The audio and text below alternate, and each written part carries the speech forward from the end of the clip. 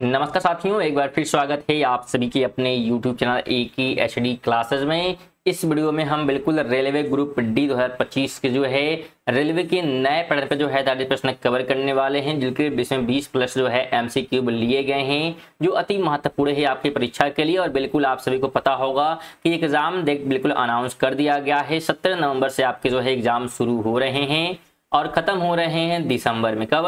तो दिसंबर में खत्म हो रहे हैं, तो बिल्कुल एग्जाम लंबी चलने वाली है। तो बिल्कुल आप लोग तैयार हो जाइए। आपको लगभग जो है मान के चलिए 38 से जो है 40 दिन का समय आपको मिल रहा है तैयारी करने के लिए। तो बिल्कुल आप लग जाइए और बेहतरीन जो है तैयारी करिए ग्रुप डी की, जिससे आपकी तैयारी जो है बेहतरीन होगी, तो आप जल्द ही क्या है एग्जाम को क्रैक कर पाएंगे।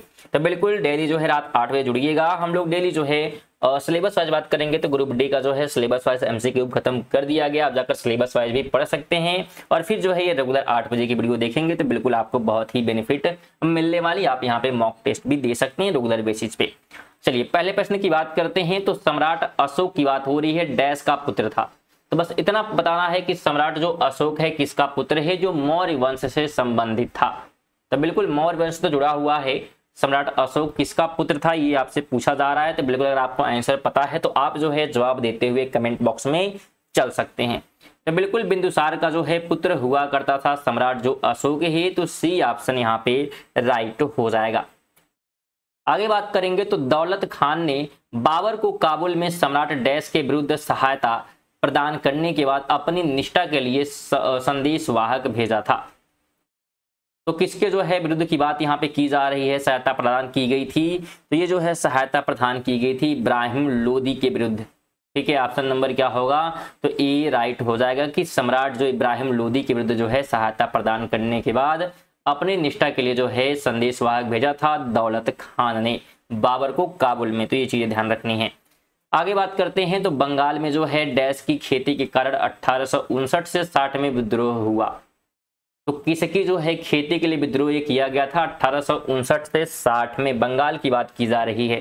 क्यों विद्रोह किया गया था, किसकी खेती के लिए? तो नील की खेती के लिए। ऑप्शन नंबर ए हो जाएगा। नील की खेती के लोग क्या करते हैं, विद्रोह करते हैं कि हम नील की खेती नहीं करेंगे। प्लांटेशन ये जो है एग्रीकल्चर हुआ करता है, जिसमें क्या है लोग कुछ ज्यादा ही काम करते हैं और वेजेस वगैरह कम दिए जाते हैं। साथ में इनको कोई बहुत सारी पाबंदियां होती है, घूम नहीं सकते हैं, अपने मर्जी से कुछ कर नहीं सकते हैं। आगे बात करते हैं तो एक बैंकिंग आउटलेट जो हफ्ते में 5 दिन और न्यूनतम डैश घंटे प्रतिदिन के लिए खुलता है।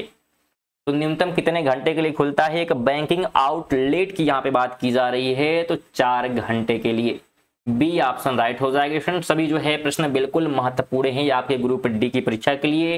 बिल्कुल यहाँ पे प्रीवियस क्वेश्चन के साथ जो है संभावित प्रश्न भी रेलवे के नए पैटर्न पे शामिल किए गए हैं। जिस प्रकार NTPC में प्रश्न जो है देखे गए हैं, सेम उसी प्रकार जो है कुछ जो है चेंजिंग ग्रुप डी में भी क्या है देखने को मिलेंगी। तो बिल्कुल आप लोग तैयार रहिएगा और रेगुलर जो है वीडियो देखते रहिए। 5 की बात कर लेते हैं तो लोग जो है छोटा नागपुर पठार बंगाल और बिहार के कुछ हिस्सों में बसे हुए थे और उन्होंने मुख्य तौर पर शिकारी समूह के रूप में जीवन व्यतीत किया। तो किन की ये बात कर रहा है? बीक्यू की, संथाल की, कान्हू की या भैरव की? तो ये बात कर रहा है संथाल ग्रुप की। बी ऑप्शन राइट हो जाएगा।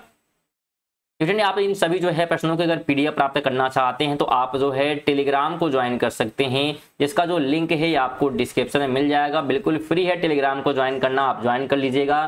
साथ में आप अपडेटेड भी रहेंगे रेलवे की परीक्षाओं से, क्योंकि जितने भी न्यूज आते हैं सभी जो है रेलवे से जुड़े हुए हम जो है टेलीग्राम पे बिल्कुल पोस्ट करते रहते हैं। तो आप बिल्कुल एक्टिव रहेंगे और एग्जाम की जानकारी भी क्या आपको वहाँ पे मिलती रहेगी, सभी प्रकार की जानकारी मिलती रहेगी। तो बिल्कुल एक्टिव रहिए। चलिए आगे बात करते हैं तो राष्ट्रीय जो है ग्रामीण आजीविका मिशन राष्ट्रीय जो है ग्रामीण आजीविका मिशन निम्नलिखित में से किसकी जो है सहायता से लागू किया गया? तो यह जो है लागू किया गया था, ध्यान रखिए किसकी सहायता से बात की जा रही है? वर्ल्ड बैंक की सहायता से। ऑप्शन नंबर बी राइट हो जाएगा। अगला क्वेश्चन है कि किस देश को मुख्य रूप से कम्युनिस्ट माओवादी दलों द्वारा शासित किया जाता है? तो यूके ऑप्शन ए में दिए हुए हैं, ठीक है। इसके साथ बी में चीन है, भारत है या अमेरिका है? तो राइट की बात करेंगे तो चीन हो जाएगा। क्या हो जाएगा? बिल्कुल चीन हो जाएगा। बी आपको ध्यान रखना है, जो कि कम्युनिस्ट और माओवादी दलों द्वारा जो है शासित होता है। 8 की बात कर लें तो रेगिस्तान मरुस्थल कहाँ स्थित है? रेगिस्तान मरुस्थल की यहाँ पे बात की जा रही है, तो यह है अफगानिस्तान में। ऑप्शन नंबर ए राइट हो जाएगा।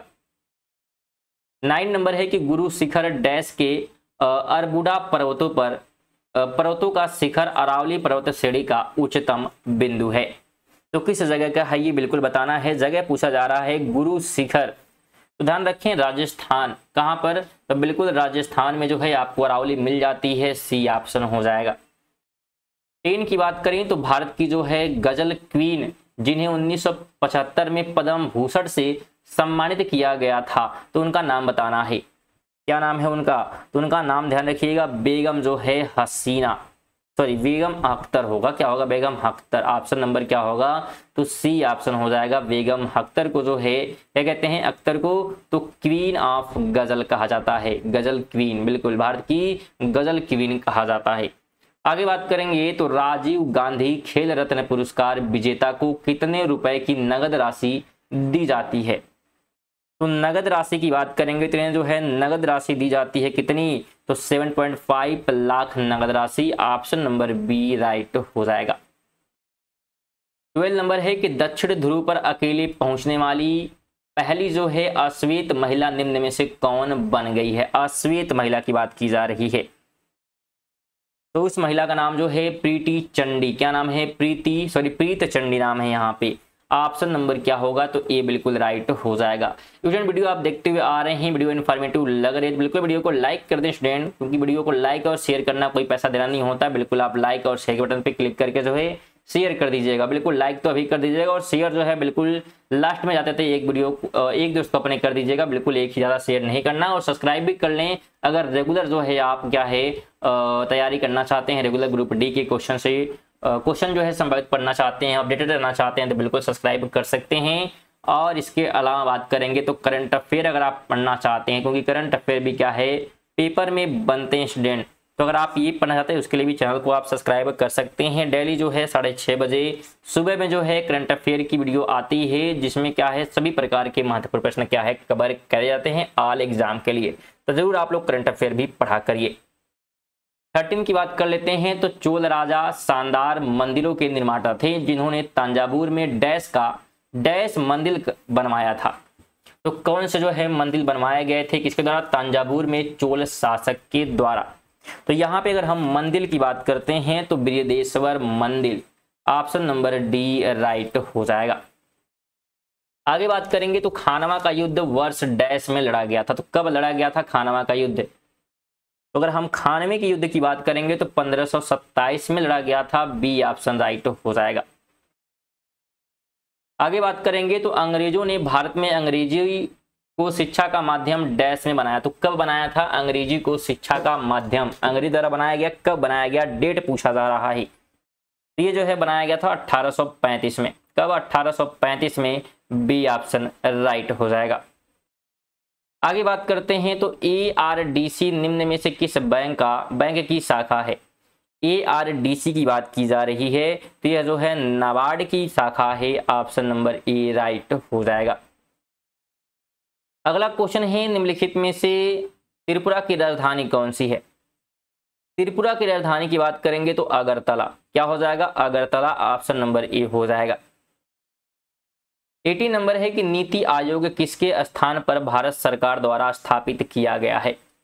तो नीति आयोग जो है किसके स्थान पर है? तो यह है योजना आयोग के स्थान पर। तो योजना आयोग के स्थान पर जो है क्या आ गया है? नीति आयोग आ गया है। तो बिल्कुल ये प्रधानमंत्री नरेंद्र मोदी द्वारा जो है स्थापित किया गया है, और इसके प्रमुख भी यही होते हैं।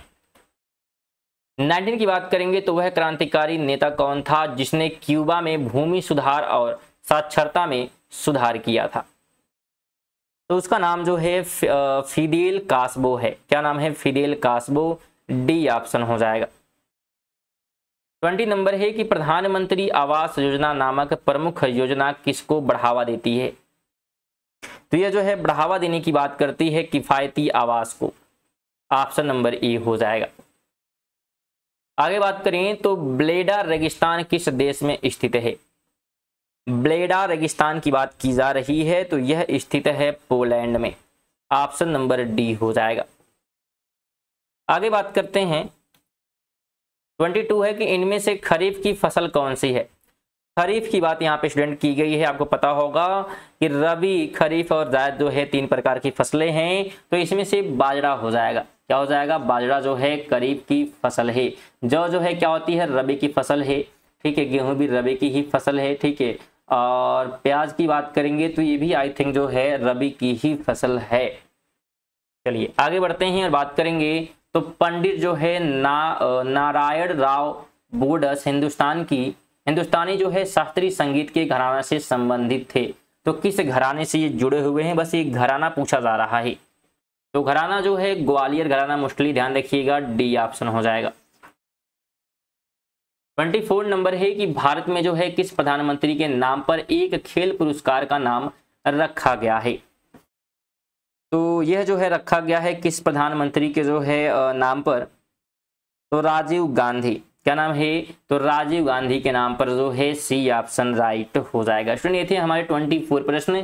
तो बिल्कुल आपको वीडियो कैसी लगी है जरूर जो है कमेंट कर दीजिएगा। वीडियो को आपको देख रहे हैं तो बिल्कुल कैसी लगी है, कोई एडवाइस है तो आप उसे भी दे सकते हैं। साथ में जाते जाते जो है वीडियो को लाइक अगर नहीं किया तो लाइक कर दें, और शेयर बिल्कुल आपको बोले थे कि बिल्कुल एक लोग को शेयर कर दीजिएगा, और सब्सक्राइब भी जरूर कर लें, नोटिफिकेशन आपको टाइमली मिलती रहेगी। और पीडीएफ के लिए आप जो है टेलीग्राम को ज्वाइन कर सकते हैं, लिंक आपको डिस्क्रिप्शन मिल जाएगा। और ये सभी चीज़ें बिल्कुल फ्री है, कोई पैसा लगता नहीं है, तो जरूर कर दीजिएगा। चलिए मिलते हैं अगली वीडियो, तब तक के लिए जय हिंद, वंदे मातरम।